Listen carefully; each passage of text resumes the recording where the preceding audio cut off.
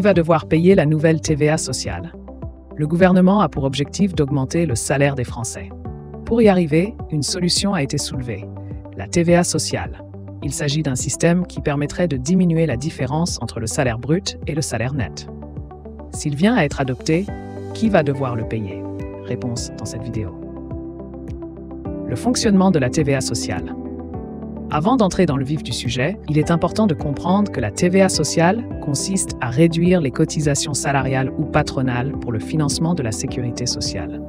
En contrepartie, elle vient rehausser le taux de TVA. Une opération approuvée par l'ancien ministre de l'économie Bruno Le Maire.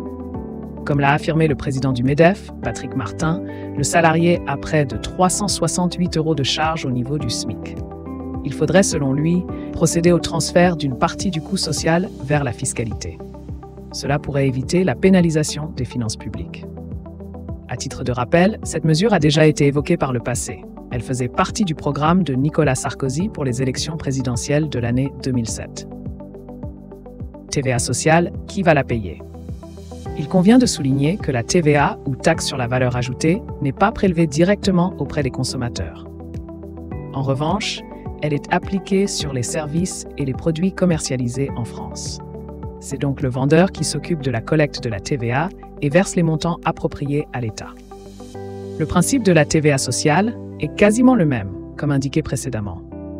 Alors que le financement de la protection sociale devrait être réglé par les salariés et les entreprises via les cotisations sociales, la donne n'est plus la même.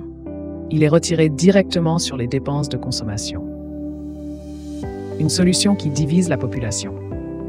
Cette opération ne fait pas toujours l'unanimité. Selon les défenseurs, elle permettrait de diviser la sécurité sociale en deux. Les cotisations sociales pour assurer le financement des retraites ou de maladies, les impôts et les taxes pour garantir la subvention des prestations universelles.